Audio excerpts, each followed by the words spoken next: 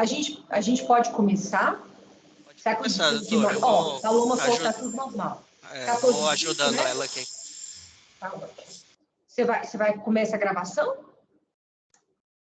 Já está gravando. Pode iniciar. Então, vamos iniciar. Bem, boa tarde a todos, bem-vindos a todos os participantes. Nós vamos dar início aqui a essa mesa, que faz parte da programação da 22ª Jornada Científica do HUB. O evento ele acontece de hoje, 18, até o dia 20 de outubro. É um evento que acontece de forma presencial e de forma online. Então, a gente tem atividades online como essa, mas também atividades presenciais. E vocês podem fazer inscrição para as demais atividades no site do evento, que a gente vai colocar aqui no chat, que é o www.event3.com.br/jornada científica do HUB, mas a gente vai disponibilizar aqui no chat. Sugiro também que vocês aproveitem para passar ali no corredor principal da unidade 1 do HUB, em frente ao refeitório, onde estão expostos os trabalhos que foram aprovados aqui para essa jornada. Então, não deixem de prestigiar também presencialmente os trabalhos que estão sendo apresentados. Meu nome é Lícia Mota, eu sou médica reumatologista aqui do Hospital Universitário de Brasília, e hoje nós vamos ter uma mesa, que é uma mesa redonda sobre os estudos observacionais e as possibilidades e desafios em cenários de vida real. E para discutir esse assunto, nós vamos ter 3 convidados, 3 palestrantes. O professor César Kozak, que é médico especialista em clínica médica e reumatologia, mestre em patologia molecular, imunologia e genética aplicadas pelo UNB, e é professor de reumatologia dessa mesma universidade, que vai nos falar sobre a artrite reumatoide como um modelo de doença para desenvolvimento de estudos de coorte e estudos de vida real. Então, agradeço demais ao Dr. César pelo convite, por aceitar participar dessa jornada. Depois nós teremos o professor Maurício Pereira. O professor Maurício é também médico, especialista em saúde pública e pediatria, é mestre em planejamento em saúde pela UNB, doutor em epidemiologia pela Universidade de Colômbia, em Nova York, professor emérito da UNB, que vai nos falar sobre os estudos de coorte, relevância e limitações. Também agradeço muito ao professor Maurício pela disponibilidade, por estar aqui conosco, professor de grande parte de nós que está aqui hoje na mesa e também na plateia. E depois nós teremos o professor Rodolfo Deusdará, que também é professor da Faculdade de Medicina da UNB, médico da família e comunidade, que vai nos apresentar um projeto super interessante, que é o projeto ERICA, de estudos de risco cardiovascular em adolescentes. Então, ele vai trazer a experiência do projeto ERICA aqui nessa mesa de discussão de estudos de vida real. Então, cada um dos palestrantes terá 15 minutos para fazer as suas apresentações. Eu vou pedir para todos da assistência que mantenham os seus áudios e câmeras desabilitados. Podem enviar suas perguntas através do chat durante toda a apresentação. Eu vou fazer essas perguntas ao final da apresentação para os nossos 3 palestrantes. Nós teremos 1 hora de atividade, então, como nós começamos com 5 minutos de atraso, às 14h05, a atividade vai até às 15h05. Vou lembrar a vocês que o registro de presença é automático, simplesmente a entrada aqui já é o registro, e para quem se inscreveu nas atividades, o certificado de participação vai estar disponível no site do evento em até 30 dias. E eu peço também que vocês não se esqueçam de avaliar a jornada científica por meio do link também que o Leonardo vai disponibilizar aqui no chat. Então, tendo dito isso, vamos começar então agora as apresentações. Eu passo a palavra ao Dr. César para falar então sobre artrite reumatoide. Bem-vindo, Dr. César. Muito obrigado, doutora Alicia. É um prazer grande estar aqui. Enquanto eu compartilho a minha tela, quero fazer um agradecimento, um elogio à comissão organizadora que fez esse evento, mais uma vez, aqui para a gente, para a Universidade de Brasília, para o Hospital Universitário de Brasília, e com uma programação científica muito boa. Vocês já estão vendo minha apresentação? Sim, estamos vendo, doutor César.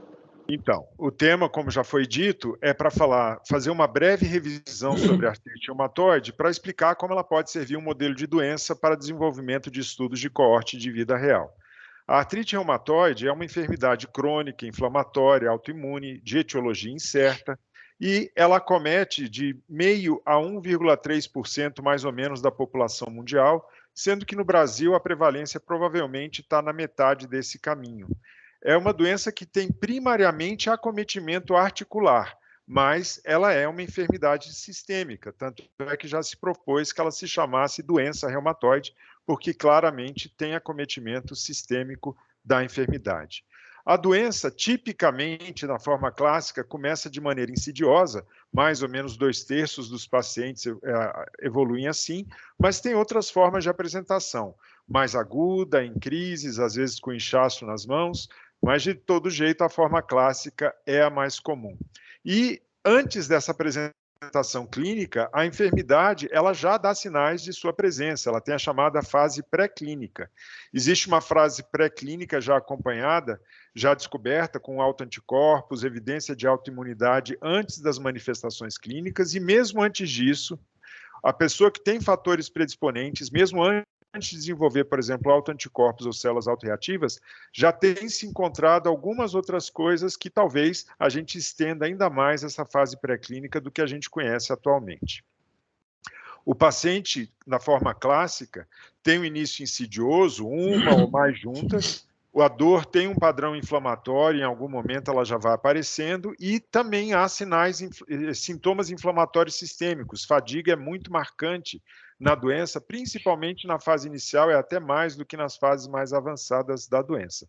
Até que, em determinado momento, o paciente vai ter uma sinovite presenciada clinicamente, identificada pelo médico, que é um fator muito importante para a classificação clínica do paciente. É uma poliartrite, ela pode começar em uma ou mais juntas, mas com a tendência, com o tempo, vão se somando juntas, em geral de forma simétrica e acometendo mãos, inclusive, né, no padrão mais típico, mais clássico, essas pequenas juntas da mão são acometidas. Na doença grave, na doença não tratada, na doença que não responde ao tratamento, classicamente, ela vai evoluir com danos articulares e podendo resultar em deformidades bem conhecidas aí na doença.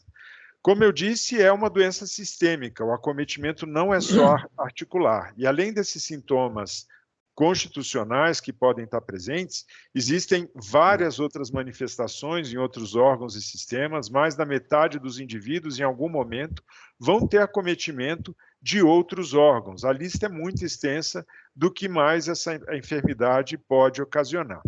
E esses indivíduos têm algumas comorbidades com frequência maior do que a população geral. O número de episódios depressivos é maior do que na população geral, há uma ocorrência maior de fibromialgia, doença cloridropéptica. Vou destacar aqui também a doença cardiovascular, a perda óssea, risco aumentado de linfoma. Enfim, eles têm mais comorbidades do que a população geral. Seja porque eles têm mais distúrbios metabólicos, tenham mais diabetes, usem medicamentos que facilitem a ocorrência de alguns dessas comorbidades, mas a inflamação da artrite reumatoide parece estar por trás também da maior parte dessas comorbidades, como a cardiovascular, malignidade e infecções. Enfim, é uma doença crônica, sistêmica, de fisiopatologia incerta, mas a gente conhece alguns elementos dessa fisiopatologia. Essa imagem é só para ilustrar a complexidade da fisiopatologia, obviamente, parece até uma brincadeira, né, de cientista botar isso num livro, mas resumidamente é uma combinação de fatores genéticos e fatores ambientais. Fatores genéticos que já eram percebidos há muito tempo por agregação familiar aumentada, por estudo de gêmeos monozigóticos, né, com uma ocorrência de 10% a 15%, também maior, grupos étnicos mais sujeitos, gênero, parece que talvez não seja só hormonal, HLA e outros genes já foram identificados, né, como fatores genéticos associados. Mas há um fator ambiental, ou fatores ambientais, melhor dizendo, muito importantes. Infecções, tabagismo, obesidade, luz ultravioleta, microbioma da flora oral, da flora intestinal, enfim, vários fatores ambientais junto desses fatores genéticos é que vão resultar na autoimunidade e na inflamação crônica.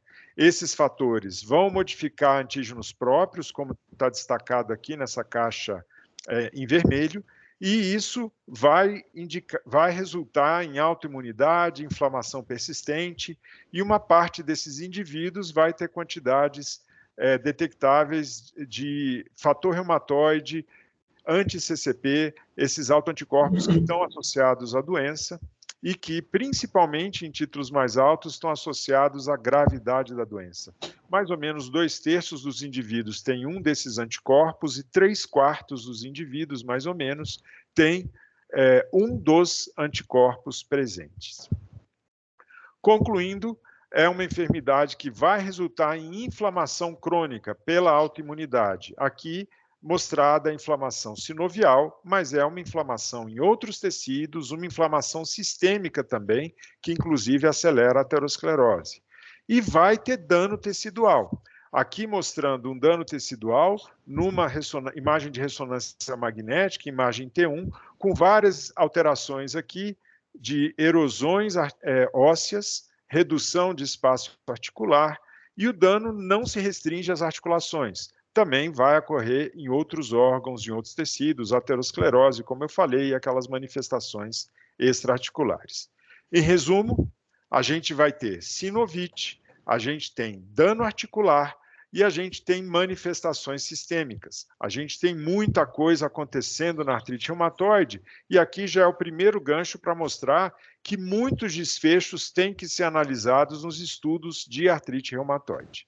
No fim das contas, a gente tem basicamente inflamação por trás disso tudo.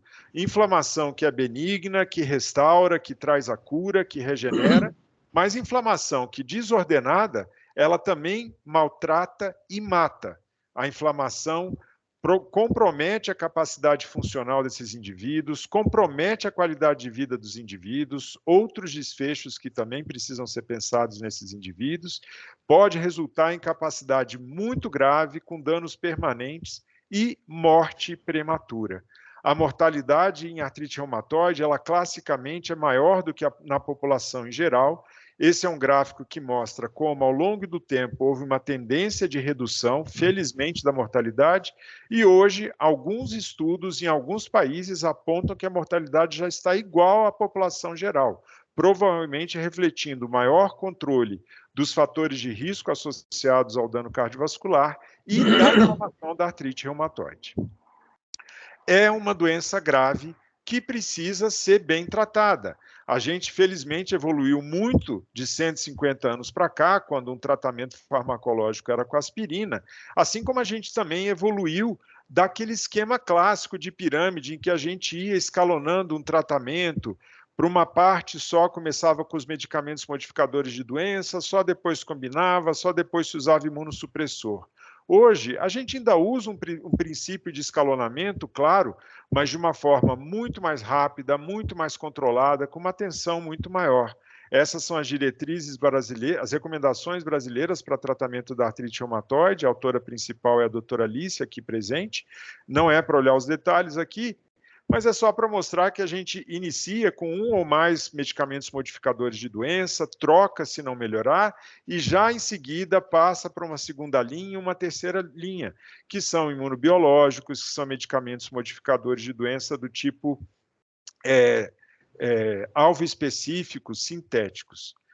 Ou seja, a gente trata também de forma escalonada, mas com as seguintes diretrizes: de uma forma precoce, ativa, um tratamento contínuo de controle estreito e mais intensivo possível e dirigido ao alvo, o alvo que deve ser a baixa atividade de doença ou a remissão.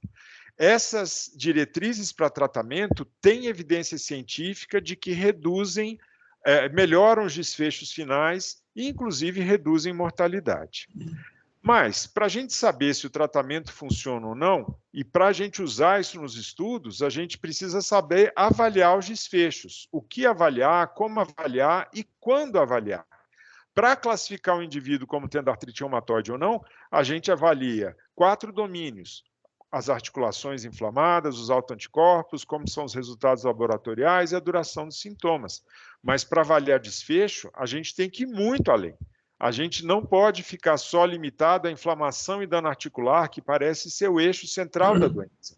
A gente precisa somar uma série de outros desfechos, qualidade de vida, morte, comorbidades, incapacidade, manifestações extraarticulares, precisa de avaliar muita coisa. Para facilitar, para homogeneizar a literatura, para melhorar o resultado dos estudos, são definidos alguns testes centrais para serem avaliados e foram desenvolvidos índices compostos. O uso dessas métricas no ambulatório, na vida real, também se mostrou como melhorar o desfecho dos pacientes que têm artrite reumatoide. A gente tem muitos desafios, a gente tem muitos desfechos a serem avaliados e a gente tem inflamação e dano por muito tempo. A gente precisa de estudos longos. E inflamação e dano que às vezes se misturam na nossa avaliação. Quanto que o nosso paciente está reclamando de dor por inflamação, quanto ele reclama de dano. Aqui em azul é o desfecho global. O paciente pode estar muito pior ao longo dos anos, em geral ele está muito pior, ainda que a inflamação dele tenha melhorado, como melhora na maioria dos pacientes. Sem contar que essas curvas não são iguais. Num subgrupo que tem fatores de mau prognóstico, por exemplo, como eu já disse, autoanticorpos em título alto, determinados marcadores genéticos, essas curvas são piores. Ou seja, a gente não só tem uma curva de longa duração com desfechos mistos de inflamação e dano, mas isso muda em grupos, em subgrupos. A artrite reumatoide não é uma coisa só. Ela se parece, obviamente, ela é classificada numa categoria, mas a combinação de fatores genéticos e ambientais vai resultar em um paciente diferente. A gente tem um mosaico de fatores resultando em indivíduos com doenças diferentes. A gente precisa de estudos grandes, a gente precisa de estudos longos, estudos grandes que permitam a estratificação de subgrupos de preferência. Tem que avaliar esses vários desfechos e torná-los mais próximos possíveis da vida real, porque assim a gente vai poder aproximar mais dos nossos pacientes. Claro que a gente tem ferramentas muito importantes, como os estudos controlados. Os ensaios clínicos experimentais são muito importantes, mas eles usam pacientes selecionados que, na prática, no fim das contas, vão diferir da nossa prática clínica, vão ter dificuldade de estratificar alguns dados e vão diferir da nossa prática clínica. Em conclusão, a gente precisa desses grupos grandes, precisa de coortes, precisa de estudos longitudinais de longa duração e precisa de olhar para a vida real. A gente tem que tentar aproximar o máximo possível o resultado daquele estudo para aquele nosso paciente que está diante da gente no consultório. Em conclusão, eu queria dizer que medicina é uma ciência de verdades transitórias. A gente está continuamente pensando, se reinventando. Felizmente, a artrite reumatoide teve uma mudança radical nos desfechos nos últimos 20, 30 anos por causa de uma abordagem diferente que tem sido feita, com mais evidência científica, com mais estudos, mas ainda assim a gente precisa continuar pensando, precisa continuar estudando. Aqui para mostrar o tempo que levou de Renoir, de um ensaio dele, de um modelo de estudo, até ele moldar, forjar em bronze a escultura final. Foram mais de 20 anos essa escultura do pensador que está pensando até hoje. Bom, era isso. Eu agradeço mais uma vez o convite e vou deixar as dúvidas para o final.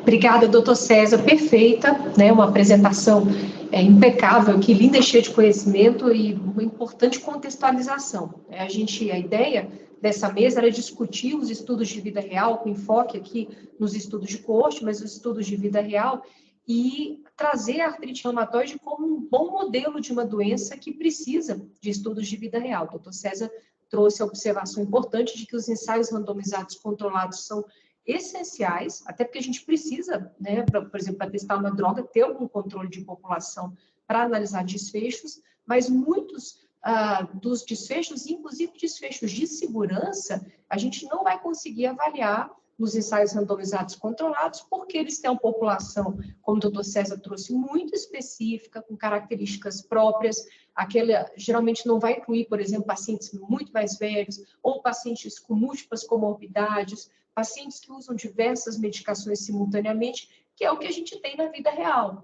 Então, nem sempre, né, os resultados dos ensaios randomizados controlados podem ser transpostos para a nossa vida real. E, sobretudo, desfechos de segurança, e aqueles que demoram muito tempo para aparecer, ou são muito raros, vão ser muito melhor avaliados pelos estudos de vida real. Então, muito obrigada, doutor César. Eu vou passar a palavra agora ao professor Maurício, que vai dar continuidade à mesa. E o professor Maurício vai nos falar um pouco mais agora dos conceitos dos estudos de vida real, com enfoque aqui nos estudos de coorte, falando das relevâncias e também das limitações desse tipo de estudo. Então, bem-vindo, professor Maurício. Doutora Alicia, muito obrigado. Deixa eu compartilhar minha tela aqui. Está compartilhando? Não. Ainda não, professor. Eu estou apertando no compartilhar. Às vezes tem um Vou delay. colocar aqui para vocês, só um minuto. Tem que clicar, além do compartilhar, no ícone da tela.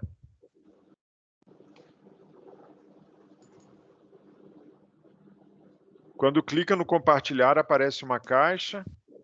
Aí você pode escolher tela ou janela. E tem que clicar em cima de tela. Eu já estou colocando, professor. Aí passa o controle para o professor Maurício. Colocar lá, controlar. Pronto, apareceu já. Isso, aí lá em cima, controlar. Isso. Tá bom? Certinho. É um prazer estar aqui, voltar ao UNB, encontrar meus amigos, meus antigos companheiros, antigos alunos. Muito obrigado, doutora Alicia, por me convidar para essa palestra. Eu vou falar sobre, como foi dito, estudos de coorte. Os estudos de coorte, eles marcaram, juntamente com o caso controle, marcaram uma nova fase na epidemiologia. Tá? Eles apareceram na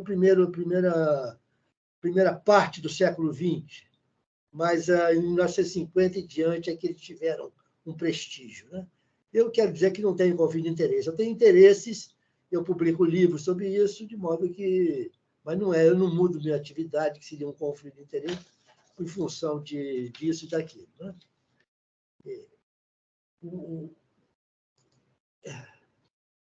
Minutinho. Eu não estou conseguindo passar. O senhor apertou lá no controlar? Controlar. Tá certinho. Professor, aí embaixo, na setinha, embaixo do slide.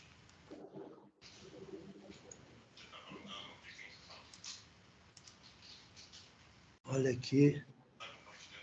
Apontador laser, não. Olha, não estou conseguindo passar, não. Vocês estão vendo o sumário? Sim, estamos. Então, eu vou clicar aqui embaixo. Parece que clicando aqui embaixo está funcionando. Porque na setinha... Na setinha ele não funciona nesse formato. Tem que ser clicando. Tá bom. Eu clico aqui embaixo. Tá ótimo. Olha, eu vou falar sobre o seguinte. Eu vou falar alguns conceitos e vou, antes de passar realmente para estudo de coorte. E depois vou falar sobre a estrutura do estudo de coorte, os subtipos, algumas vantagens e limitações, e vou mostrar a importância do estudo de coorte, porque ele é o único realmente que marca riscos. Né? Eu vou falar um pouco sobre isso. Tá? O estudo de coorte é um tipo de investigação epidemiológica que teve prestígio, então, a partir da metade do século passado. Né? E o que é epidemiologia? Quer dizer, o estudo epidemiológico. O que é um estudo epidemiológico? É o que estuda a doença na população. Para que serve? O César deu um exemplo aí, serve para descrever a artrite reumatoide. Então, tem uma frequência de tanto que ele disse aí, e outras coisas mais sobre a evolução. Né? E o segundo grande uso é que o estudo de coorte é muito bom, e é o melhor deles, como estudo observacional, é de investigar as causas. O epidemiologista evita chamar causa. Ele chama fator de risco, exposição, porque alguns fatores de risco não são causas. Por exemplo, idade. Idade elevada é fator de risco para câncer de próstata, mas não é uma causa. Tá? E o estudo de coorte, então, disso é o que gera evidências mais diretas sobre a saúde da população. Coorte é um conceito que apareceu primeiro no meio militar. É um grupo de pessoas com pelo menos um grupo de pessoas com pelo menos uma característica. E aqui tem alguns exemplos. Pessoas nascidas no ano tal, pessoas com tal doença, artrite reumatoide. E eu separei porque eu vou dar exemplo de fumante e não fumante. Quer dizer, existe uma coorte de fumantes e uma coorte não fumantes. Então, o que você estuda no estudo de coorte é quantificar isso. Qual é o risco do fumante ter, por exemplo, câncer de pulmão? E qual é o risco do não fumante ter câncer de pulmão? Então, se o risco é mais alto o fumante é fator de risco. Tá? Isso é que eu vou mostrar mais adiante também. Viu? E é um termo militar. No exército romano, a coorte era um grupo de 300 ou 600 pessoas, que eram mandadas para diversos lugares aí. E uma legião romana era formada de 10 coortes. Agora, o termo em saúde, em pesquisa em saúde, ele apareceu em 1935, quando um professor de John Hopkins, professor de epidemiologia, quando John Hopkins teve a primeira cátedra de epidemiologia, ele usou o coorte para comparar a mortalidade de tuberculose. Antes você via o transversal, quer dizer, a tuberculose é a principal causa de óbito. Aí ele fez, não, eu quero ver as pessoas que nasceram em tal ano, como é que estão, e comparou as décadas. Ficou muito interessante, de modo que depois foi generalizada para doenças crônico-degenerativas.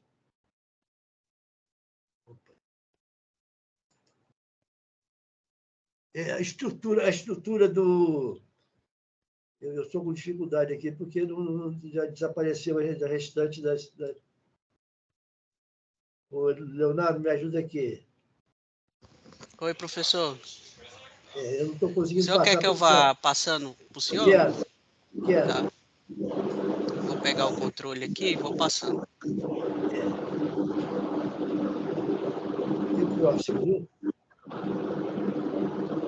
Essa é a estrutura do estudo coorte. Você começa definindo a população, né, e separa em pelo menos 2 grupos, daquele fator de risco que você quer estudar. No caso aí, fumante, todos nós sabemos que o fumo está relacionado ao câncer de pulmão, e é um fator causal. Mas isso não se sabia na década de 50.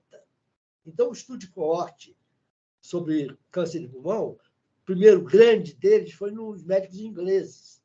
E estão sendo seguidos até agora. A última publicação que eu vi foi a primeira de 10 anos foi de 64, e a segunda de 50 anos foi 2004, mostrando a catástrofe que é o fumo. Próximo. E para todos, para qualquer situação de estudo de associação entre fator de risco e doença, o estudo de coorte tem essa estrutura. Quer dizer, e o epidemiologista usa a palavra exposto ao álcool, exposto ao fumo.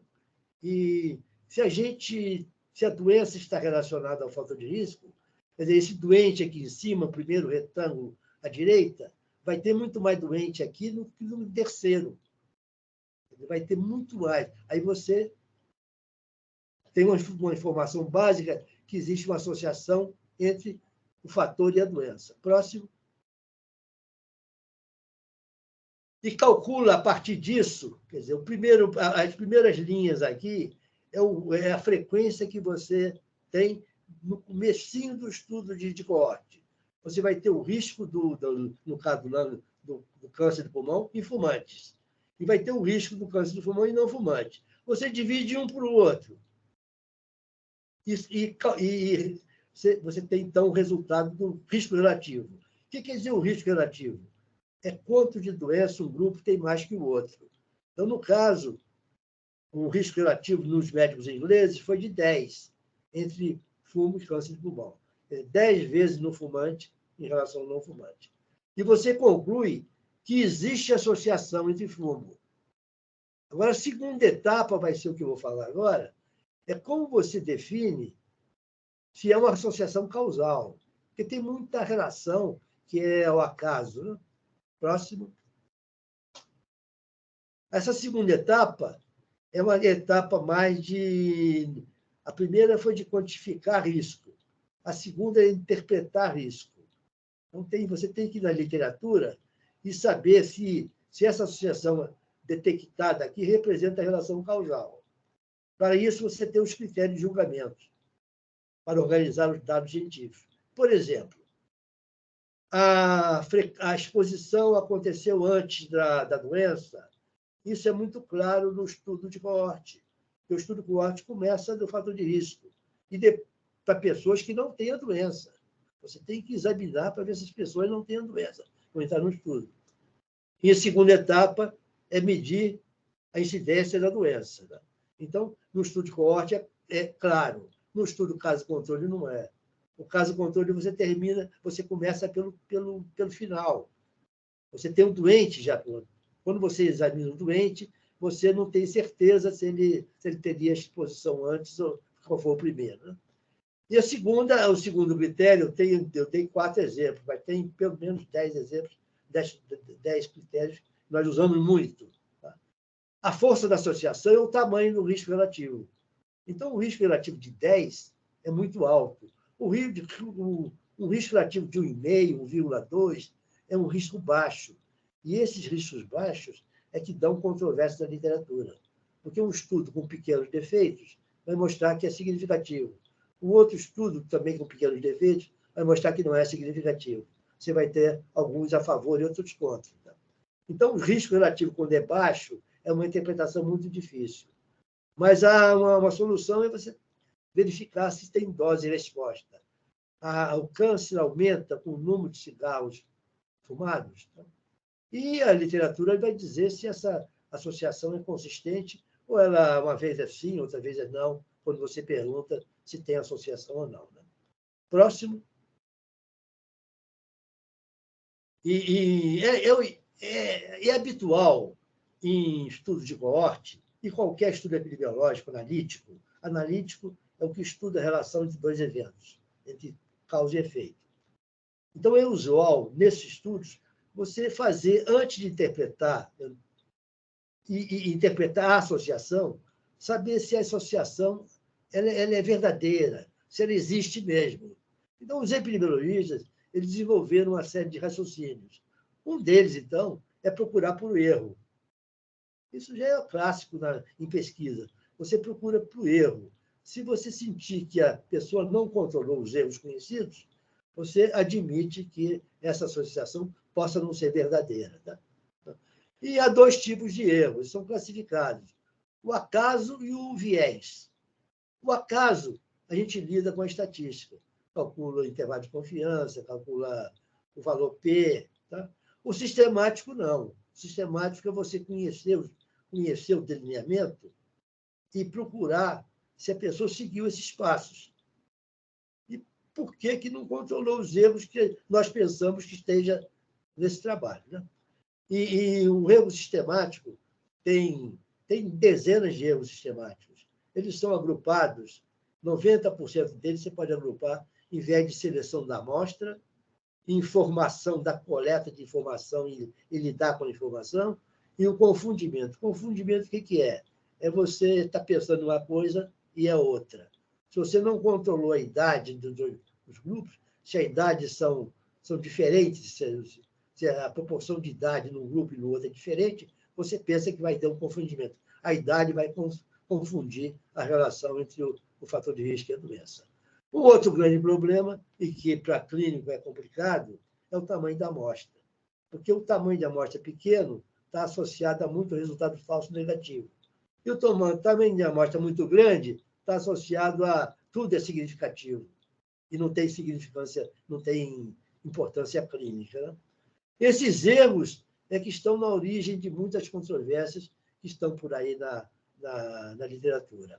Próximo. O estudo de coorte, qual é a vantagem? A grande vantagem é que você parte da causa para o efeito. Tá? Então, um estudo que parte da causa para o efeito tem mais credibilidade que outro que parte do efeito para a causa. Tá? É mais difícil você ter informação do passado por anamnese. Ainda mais um problema como o câncer, que as exposições vêm de 10, 20, 30 anos atrás. Os dados sobre desfecho representam incidência. O caso controle, você vê a prevalência dos fatores de risco em casos de controle. A medida de associação, você calcula diretamente. Eu mostrei para vocês um exemplo. O risco relativo é calculado em função dos dois riscos. Tá? E a qualidade dos dados tende a ser boa, porque você vai coleta à medida que o fator acontece. Não é tanto por anamnese, apesar de que também tem a anamnese da vantagem. Próximo. E agora, como desvantagem, a desvantagem está em você não ter estrutura para ter esse segmento. Esses estudos nos Estados Unidos são milhões de dólares. Então, eles contratam, tem uma estrutura imensa para você controlar cada paciente, cada participante. Tá? O longo período de segmento e o grande número de participantes, que é cada vez maior em eventos raros. Por exemplo, a tuberculose não é um evento raro, mas a tuberculose ocorre em 1 em cada 1000. Você, para juntar 30 tuberculose, você tem que seguir 30 mil. Então, são números assim que você tem que pensar antes de fazer o estudo para saber se vale a pena, se você vai conseguir ter credibilidade, se vai ter validade científica do resultado. As perdas de segmento são altas, tanto mais altas quanto mais longo for o período de segmento. E outro grande problema é o confundimento, né? Que, como nós não estamos falando em estudos randomizados, estamos em estudos observacionais, as pessoas escolhem que grupos, algumas pessoas vão fumar, outras não, eles não são iguais, como no estudo randomizado. As características não são as mesmas. Né? Então, há, em geral, o confundimento, e no estudo de coorte, você tem que controlar o fator de risco. E tem que controlar, e há duas maneiras de controlar. Uma é no delineamento, pensar bem o que você vai controlar. E a segunda é na análise. Próximo, estou terminando, quase. Próximo. E anteriores. Há dois tipos de coorte. Um que você vai daqui para frente e outro que o retrospectivo é aquele que você tem um banco de dados. Como está tendo muito banco de dados, cada vez vai ter mais estudo retrospectivo. O dado já é coletado no banco de dados, mas você vai continuar da causa para o efeito. Chama coorte retrospectiva, não é caso-controle. Caso-controle parte da causa para o efeito. Coorte retrospectivo parte caso-controle parte do efeito para a causa. E o coorte parte do retrospectivo, mas é tudo no passado, por isso chama retrospectivo. Próximo. E aqui lembrar que o coorte é o melhor estudo, o estudo observacional está aqui, é do verde para baixo. O melhor estudo que existe é o randomizado. Por quê? É porque a comparabilidade é melhor. Você consegue, se tiver muita gente, fazer grupos mais ou menos iguais. 1000, também, mas precisa de muito dinheiro para isso. E aqui, o azul são estudos clínicos em que não há grupo controle. Então, próximo. Isso aí é a minha fraqueza. No final, eu boto meus livros. Vou passar só a capa dele. Próximo. Próximo. É o Epidemiologia, Teoria Prática. Próximo. Artigo científico, como redigir, publicar e avaliar. Próximo. Saúde baseada em evidência. Muito obrigado. Obrigada, professor Maurício, excelente. Vou fazer propaganda que eu tenho aqui, o Epidemiologia, Teoria e Prática, está aqui na biblioteca, aqui, livro de cabeceira na faculdade. Então, muito obrigada por trazer esses conceitos que eu acho que são extremamente importantes. Lembrando aqui que a jornada do HUB é uma jornada que vai ter profissionais da saúde com diferentes perfis, né? Então, a gente vai ter professores, a gente vai ter pesquisadores, mas a gente também tem residentes, tem alunos. Então, daí essa tentativa de trazer uma informação com enfoque mais clínico, como aqui o Dr. César nos trouxe, e informações conceituais importantes, básicas, para nós entendermos melhor os estudos e para que eles se aplicam. Então, excelente, professor Maurício, por trazer essa visão. E agora eu vou convidar o nosso terceiro palestrante, que é o professor Rodolfo Deusdará, que vai apresentar, então, como eu disse no início, a experiência do projeto Érica. Muito bem-vindo, professor Rodolfo. Eu agradeço bastante ao convite, né, professora Alice, professor César, professor Maurício, e espero corresponder à altura, viu?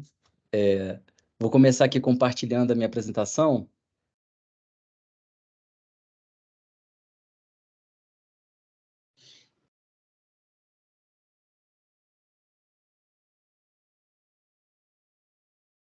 Foi a minha tela toda ou foi só... Peraí. Tá aparecendo com... Agora desapareceu para mim. Estava a tela toda.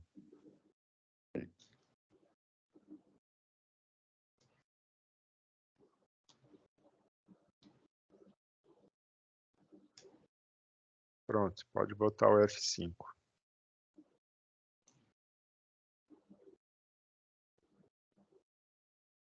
Foi agora? Ainda não está em tela cheia para nós. Foi? Tem que exibir a tela inteira. Isso, pronto, agora foi. Agora foi, né? Tá. Então, primeiro, é um prazer estar aqui e apresentar o Érica. É um prazer também fazer parte dessa banca, dessa mesa, né? E espero corresponder à altura dessa mesa e do evento. Eu vou falar um pouquinho sobre o estudo de riscos cardiovasculares em adolescentes, que é o Érica. É um estudo que... Está passando aqui? Não, acho que não, né? Deixa eu ver. Para nós está no primeiro slide. Tá. É um estudo Passou. que... Ah, tá. É um estudo que teve uma demanda do DECIT, né, o edital do DECIT em 2008, com o objetivo de estimar a prevalência de fatores de risco cardiovasculares e síndrome metabólica e de marcadores... Tá.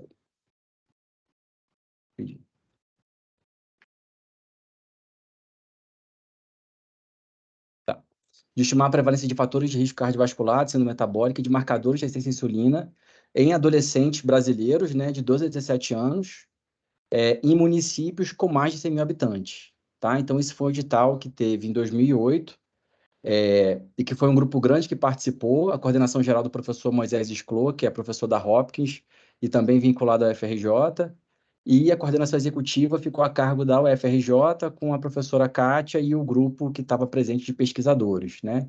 Então, eles ganharam essa chamada do DECIT e era para fazer um estudo de base escolar nacionalmente.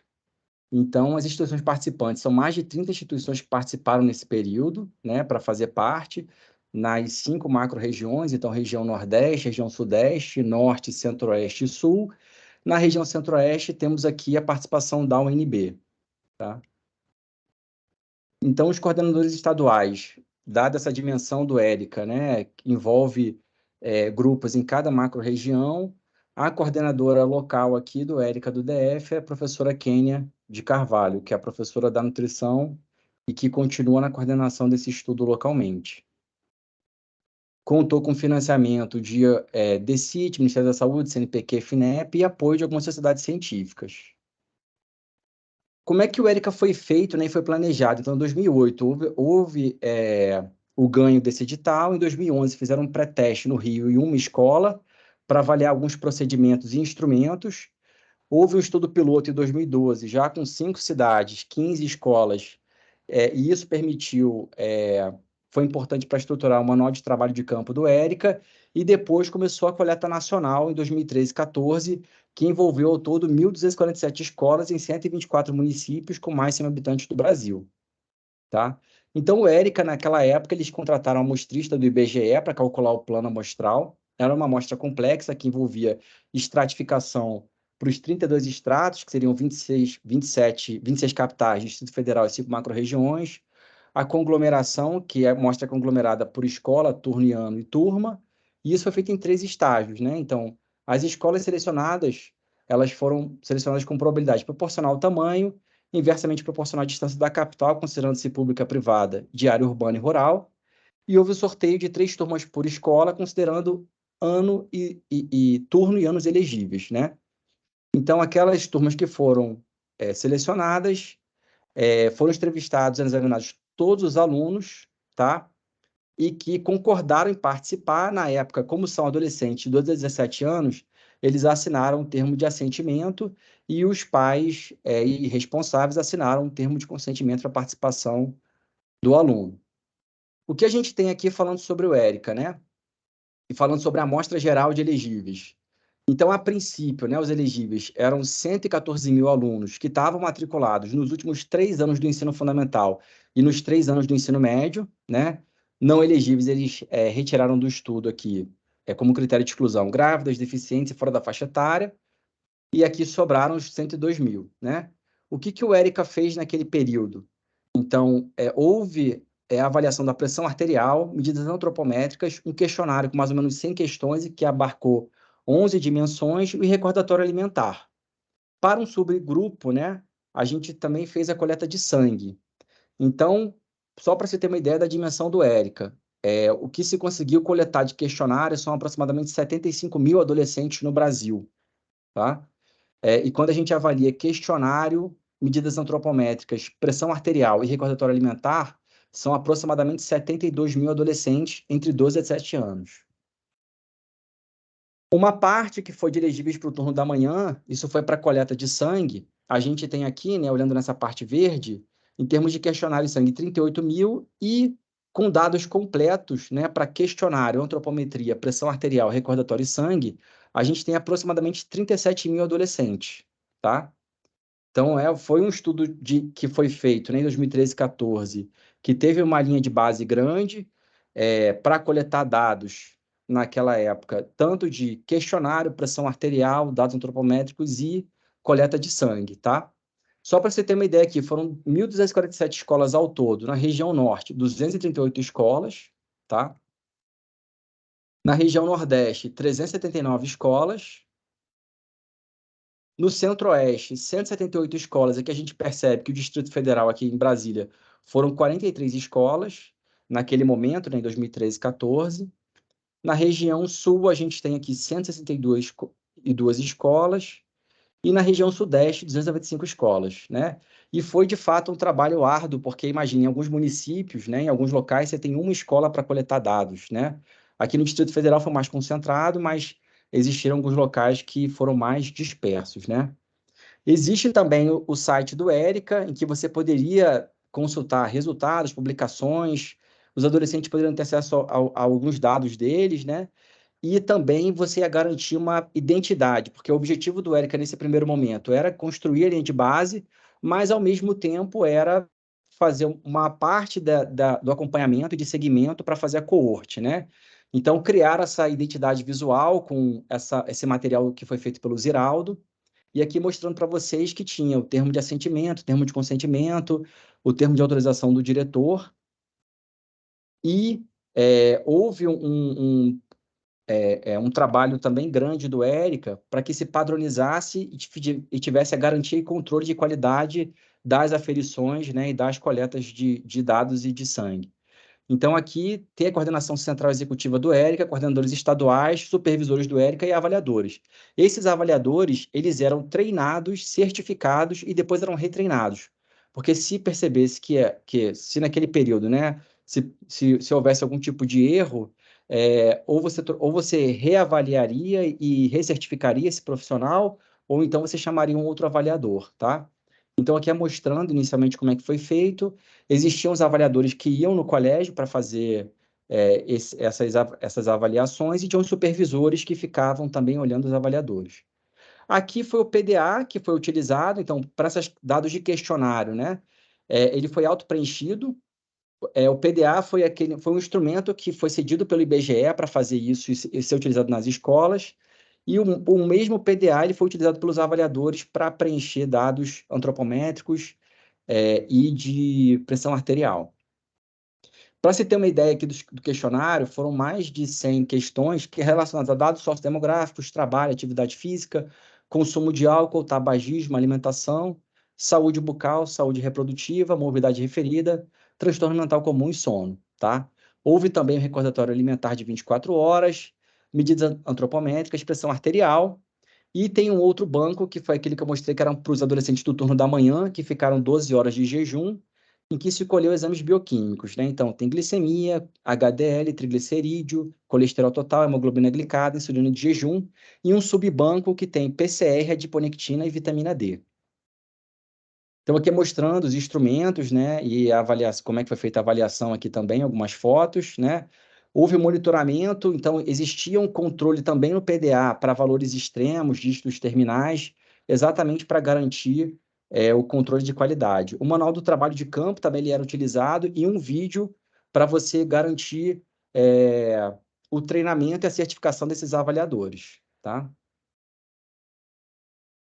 Então, o que a gente tem aqui são 315 variáveis numéricas, né? Então, relacionadas ao questionário, antropometria.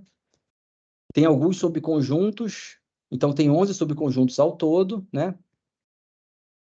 E aqui já são alguns resultados, comparando dados da POF, né, que é a pesquisa de orçamento familiar do IBGE, com dados do ERICA. Então, a gente percebe aqui alguns dados que foram até alarmantes para aquele período, né? Assim, obesidade em adolescentes, né? Do sexo masculino, quase 10%. Sexo feminino um pouco menor, excesso de peso, que seria somando obesidade, sobrepeso, 25% em meninos e meninas, né, em adolescentes.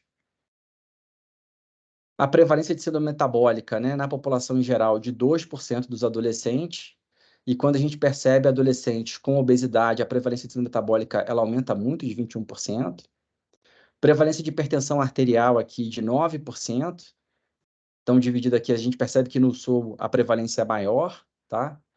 Em adolescentes com obesidade, isso aumenta bastante, né? A gente percebe aqui que Norte, Nordeste e Sul tem em adolescentes com obesidade, a prevalência de mais de 30%, né, de hipertensão arterial. Aqui, houve um suplemento que foi lançado na Revista de Saúde Pública, com dados do ERICA. Nessa época se considerou inatividade física, né, abaixo de 300 minutos de atividade física moderada vigorosa por semana em adolescentes. A gente percebe que a prevalência, mais da metade dos adolescentes eram inativos, né, fisicamente. Aqui seriam dados de tabagismo, então a gente percebe que quem fumou nos últimos 30 dias, a prevalência de quase 6%. Consumo de bebida alcoólica também de aproximadamente aí 20% a 25%. Prevalência de transtorno mental comum, e aí foi utilizado o questionário do GHQ com aquelas 12 itens, né? A gente percebe que a prevalência é maior no sexo feminino e também maior na faixa etária de 15 a 17 anos, tá? E aqui é para mostrar um pouco o impacto de disseminação dos dados do ERICA. Então, os dados do ERICA, não se tinha alguns dados de base nacional, né, e escolar naquele período, e por isso foi uma demanda do DECIT. O dado do ERICA foi utilizado pelo IDF, né, pelo Atlas de Diabetes, como referência para a prevalência de diabetes em adolescentes no Brasil. Também foi utilizado pela Sociedade Brasileira de Diabetes, na sua diretriz. Também foi utilizado na diretriz brasileira de hipertensão arterial, dados do ERICA. Então, os dados de prevalência de hipertensão arterial, de diabetes, são utilizados nas nossas diretrizes de referência, né? E mostrando esse estudo aqui, que foi uma revisão que foi feita em 2021, que o maior estudo feito para avaliação metabólica no mundo são com dados do ERICA, né? Que conta com aproximadamente 37 mil adolescentes que têm, como eu falei, dados completos para questionário, pressão arterial, dados antropométricos e dados de sangue. Aqui, até então, foram produzidos 154 artigos até 2026 com esses dados do ERICA, né? Então, isso é mais recente. Esse dado aqui está desatualizado, mas, assim, a formação acadêmica, né, de 2015 a 2018 com esses dados do ERICA, né? Eu mesmo fiz mestrado e doutorado, né, e concluí com os dados do ERICA. Então, assim, naquele período tinham 19 teses concluídas, 24 em andamento, 15 dissertações de mestrado concluídas, 17 em andamento, trabalhos de conclusão de curso, orientações de extensão científica. O professor Moisés colocou, como ele é da Hopkins, ele orientou 2 alunos de mestrado com os dados do ERICA, um pós-doutorado e 3 doutorados sanduíche. Bom, e aí, esses são os dados de linha de base. Falando mais rapidamente, para alguns locais, se iniciou o estudo de coorte, tinha um biorrepositório, e que o objetivo era estimar a incidência, persistência e progressão de fatores de risco cardiovascular, das alterações metabólicas e pressão arterial em 4 a 5 anos. Então, eles fizeram os dados de linha de base 2013 e 14 e depois foram fazer essa segunda onda em 2018 e 2019. Infelizmente, teve que parar em 2020 por causa da Covid, né? Então, houve um problema para a gente. E essa coorte tinha o objetivo de acompanhar 4 centros. Infelizmente, a gente teve um problema lá no Nordeste e também lá na Amazônia, lá em Manaus. Então, o que se ficou foi com 3 centros, que era Centro-Oeste, aqui na UNB, no Distrito Federal, no Rio Grande do Sul e no Rio de Janeiro. O objetivo era esse, a coleta de linha de base grande 2013 e 14, né? Começar o recrutamento para fazer essa segunda onda. Houve uma perda importante nessa segunda onda, e isso é um problema, né? Isso foi uma limitação, como o professor Maurício também colocou, das limitações da coorte, nessa perda de segmento. Mas alguns dados são interessantes aqui de mostrar que nesse período, né, comparando 2013 e 14 e com 18 e 19, houve um aumento da prevalência de tabagismo. A gente percebe que no DF aqui quase que dobrou, né, a prevalência de 6% para quase 12%. Prevalência de excesso de peso também houve um aumento. Eu acho que o meu tempo já está acabando, né? Ou já acabou, então vou correr um pouquinho aqui. A prevalência de transtorno mental comum, ela também houve um aumento importante. E a gente percebe aqui que no Distrito Federal, a prevalência de transtorno mental comum na coorte, ela foi bastante importante, principalmente no sexo feminino, né? E isso pensando no pré-pandemia. Então, pós-pandemia, a gente deve ter um aumento. Quais são as perspectivas para o ERICA agora no futuro, né? Então, tem uma perspectiva mais imediata, e aí também é um convite, né? Que é para quem quiser trabalhar com os dados do ERICA, eles estão disponíveis para serem trabalhados. Isso aqui é mostrando uma foto do Stato, que a gente tem o banco, que é só submeter a proposta. Então, como a professora Alice falou, a gente tem aqui residentes, alunos, pesquisadores, quem quiser trabalhar com os dados do ERICA, é possível submeter a proposta para trabalhar. Nessa onda de 2018 e 2019, tem um subbanco com imagens da retina, que foi feita com retinografia. Possibilidade de parceria, que a gente está aberto também. A gente recentemente fez um evento com o pessoal da pós-graduação da engenharia biomédica e começar a iniciar o estudo e o trabalho com inteligência artificial nos dados do ERICA. Existe, como perspectiva, né, como horizonte, fazer uma nova onda aqui no Distrito Federal, que a gente chamou de ERICA Long, para iniciar em 2024, com professores e médicos aqui, né, da UNB e da HUB, envolvendo eletrocardiograma e exames de imagem, tá? Então, gente, muito obrigado. É um prazer, e para quem quiser trabalhar com os dados do ERICA, podem me mandar e-mail e o ERICA está à disposição. Muito obrigada, Rodolfo, por compartilhar essa experiência, né? É um trabalho gigantesco, né? O professor Maurício apresentou aqui as dificuldades de organizar, de fazer um estudo de coorte, inclusive a questão financeira, e a gente vê aí um trabalho muito bem executado, multicêntrico, e trazendo um tipo de informação essencial, que são esses dados de linha de base, né? Que a gente tem muitas doenças com gaps, né? E muitas condições com gaps. A gente usa informações de fora que não necessariamente se aplicam à nossa realidade. Então, conhecer a nossa realidade, e dá um trabalho grande conhecer a nossa realidade num país imenso desse, com tantas características díspares aí, é o essencial para nós começarmos a resolver nossos problemas. Então, a gente tem que conhecer o que acontece para poder aí, atacar o problema. Então, acho que o ERICA traz essa visão, né, que é aterradora, assustadora, né, pensar que um país em que há alguns anos a gente lidava com o problema da desnutrição, a gente olha ali no que você apresentou, qual a porcentagem de crianças e adolescentes abaixo do peso e qual é a porcentagem que está acima do peso ou com obesidade, as consequências imediatas que isso traz para nós, e também ali os dados que você trouxe de saúde mental, que são dados assustadores, mas que nós precisamos ter conhecimento deles para tomarmos as providências.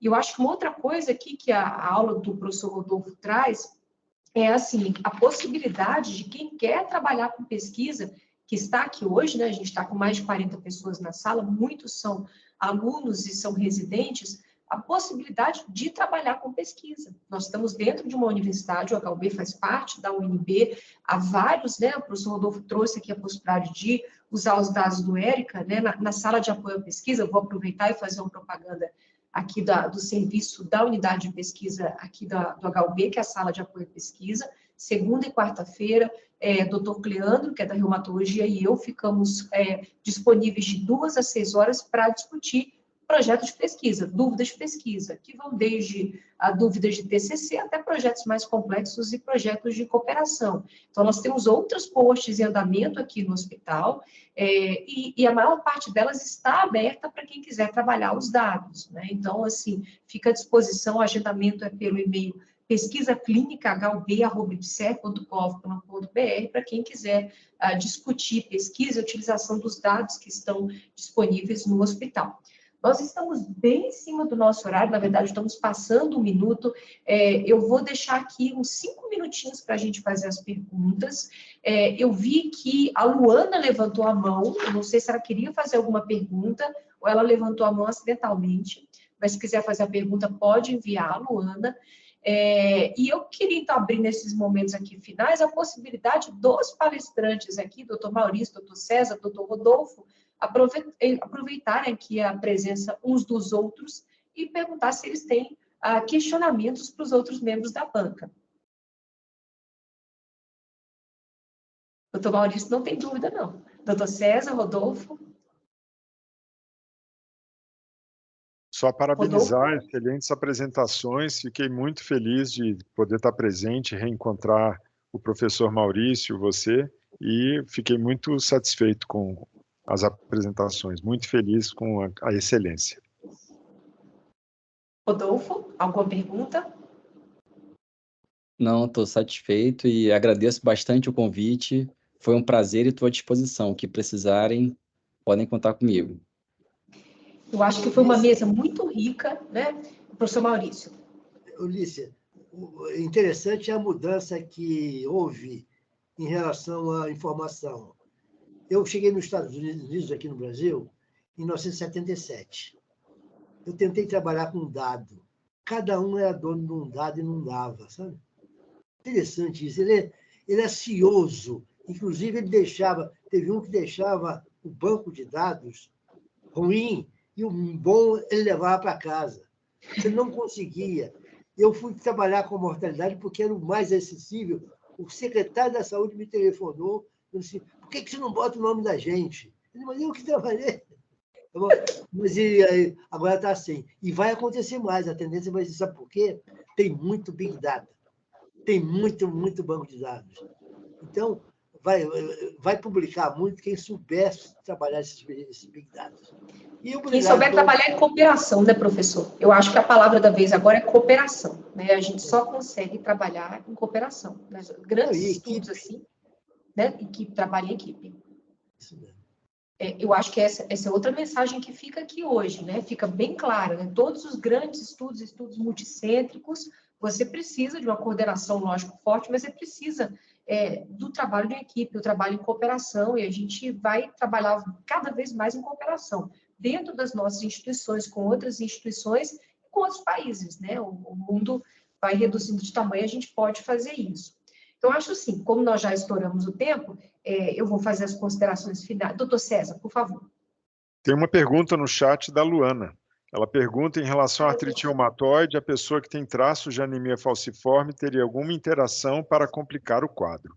O traço falciforme, quer dizer, hemoglobinopatia AS, por definição é assintomático. O indivíduo não vai ter sintoma, não tem manifestação articular.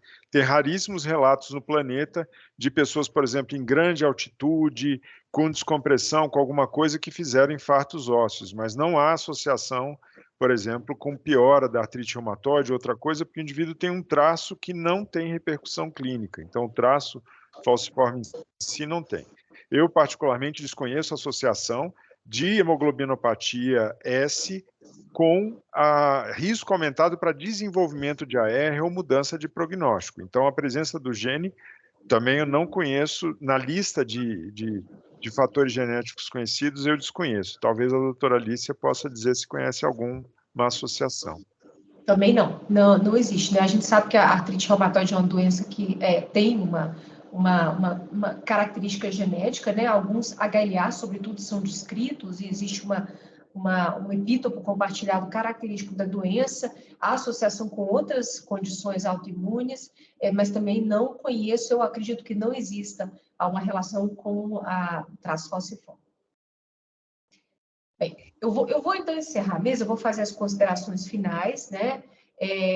Foi, eu acho que uma mesa excelente, atendeu a todos os objetivos quando a unidade de pesquisa discutiu esse formato, então trouxe o aspecto clínico, contextualizou com um embasamento teórico, e a gente também viu aqui a experiência de um grande estudo multicêntrico, uma coorte brasileira do desenvolvimento e aplicação dessa coorte. Como eu disse, a gente está num ambiente acadêmico e a gente tem outros exemplos de coortes que acontecem, poderiam ser trazidos, mas aqui a gente tinha que ter uma limitação, né, de tempo. Eu acho que foram exemplos muito bons.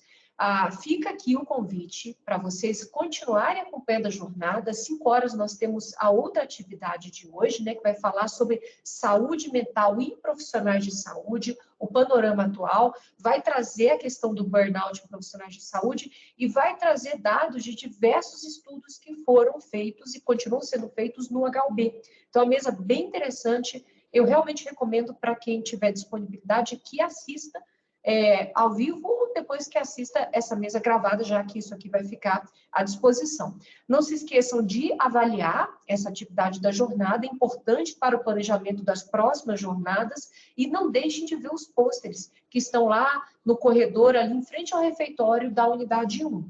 Agradeço muito, muito ao doutor César, ao doutor Maurício, ao doutor Rodolfo, por terem preparado a aula, disponibilizado o seu conhecimento para compartilhar conosco. Acho que foi uma hora de muito aprendizado, eu, pelo menos, aprendi muito aqui nessas mesas.